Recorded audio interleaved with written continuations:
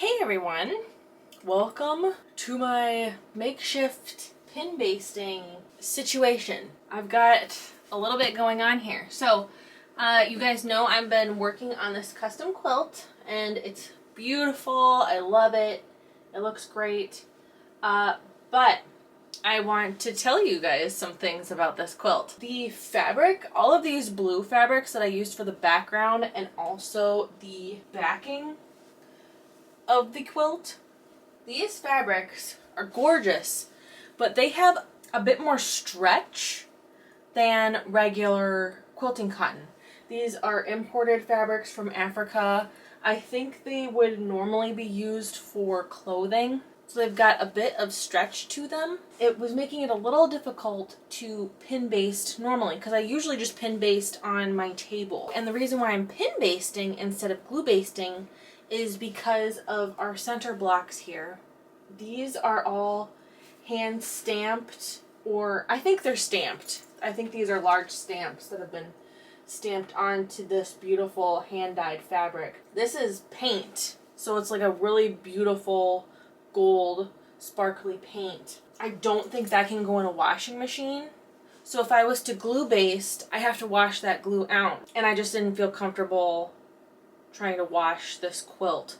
So I am pin basting, which is the way that I used to baste before I figured out glue basting. I do know how to pin baste, so I went ahead and I pin basted it on my table, and I did not like the outcome. The back, the fabric was just really, it was wonky in several different areas, and I think it was because of the stretch of the fabric, and it just was not laying properly under the batting and the quilt top when I was pinning. Like each time I would place a pin, there'd get a little, we would get those puckers, right? And we don't want the puckers. So I was trying to brainstorm how I could pin baste. Sorry, my hair's all wet. I took a shower. I was trying to figure out how I could pin baste it. And I thought, well, how could I use gravity to my advantage? So then gravity would kind of, you know, have the fabric laying flat and kind of pulling down because of gravity, right? So it would kind of pull on that stretch of the fabric. And I remembered I had these hangers. So I have this little metal frame. It's meant for, these are meant for like a photographer to, I'll pop up a little picture of one on the screen. They're meant to hold different backdrops for photographers, but they also work really great for holding quilts. And they come with these clamps. They come with these little clamps that you can clamp the quilt. So what I did is I put the frame up and I hung the quilt. I have two of this one came with 4 clamps, and you can find these on Amazon. I will link it down in the description box as well because it is really helpful. But this is a really cool way to pin baste, and I'm really excited to show you guys because it actually worked. So, and then I'm not having to lean over on my table, and as far as I can tell so far, I am not getting any puckers on the back. The back of the quilt is like super smooth, so I'm really excited about figuring this out. But anyways, I took 2 of these little clamps and I clamped one on each corner, and then I'm just using a hair, like a hair claw clip, holding the center just so it didn't sag at all. What I did was I pinned just the top edge of my backing to the batting, and then I pinned just the top edge of my quilt top to the batting, and then hung it up. So everything's kind of pinned and held in place. So now it's hanging, and then I put the other 2 clamps on either side. So I clamped this one, and then I came over on this side, and I kind of pulled the fabric a little taut, and then placed the second clamp on.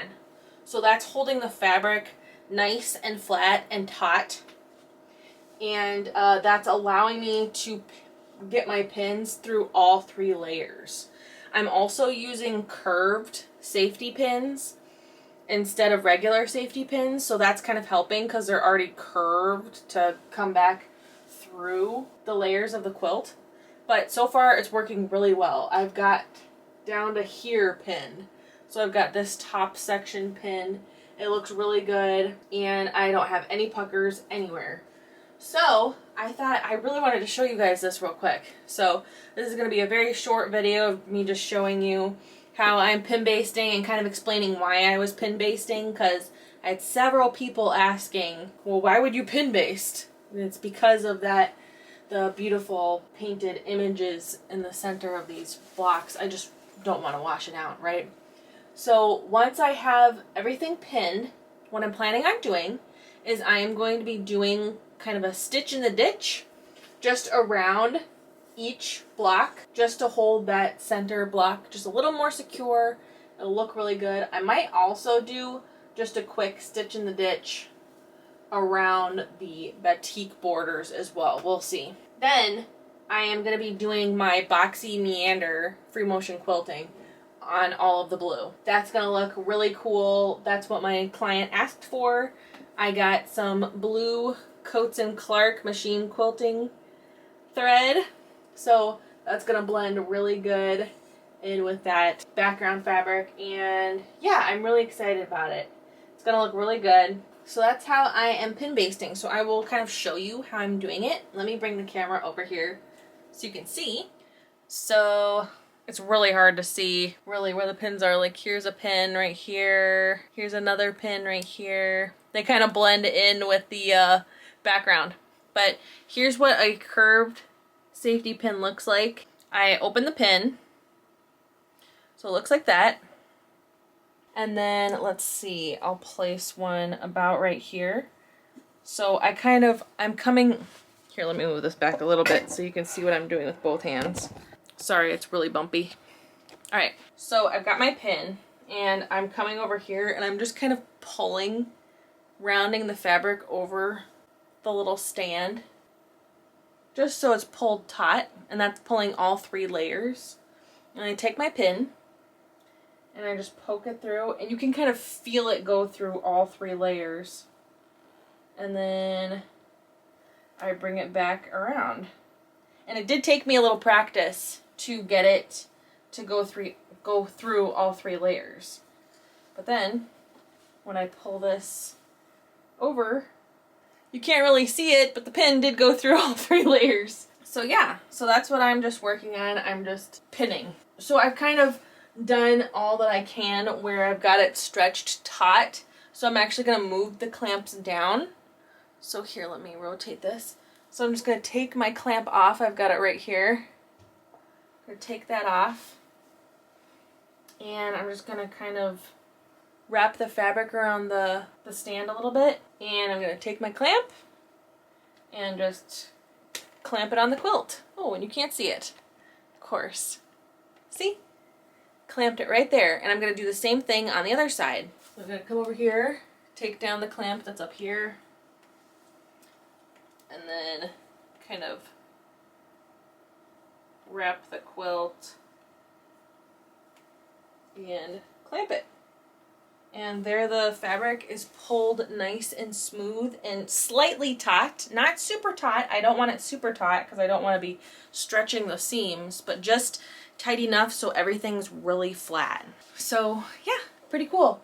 I'm very excited about this. I just think this is a really cool idea. It just popped in my head. So if you know anyone that likes to pin baste and would like to try this, send it to them. It could work. This stand thing also, it can get quite wide, so you probably could do as large as a king size quilt.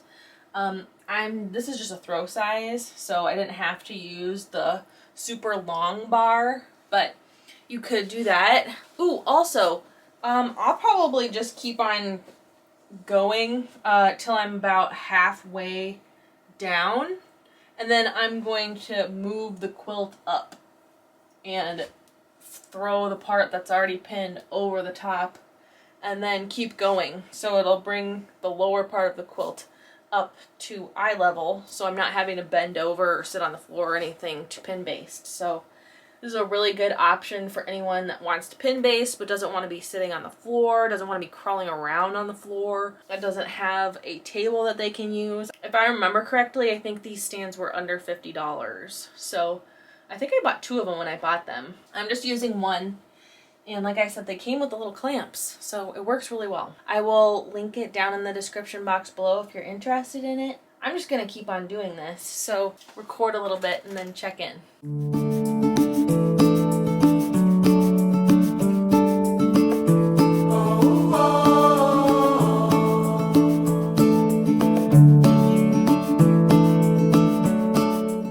And when I pin baste, I have my pins about 6 inches away from each other. And I'm just kind of, I'm not wanting to pin directly in the center blocks because I don't want to leave any holes.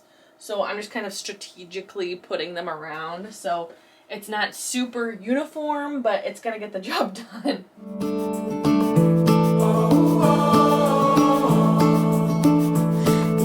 Imagine a perfect day, absolutely flawless in every way. That's the day I'm having right now.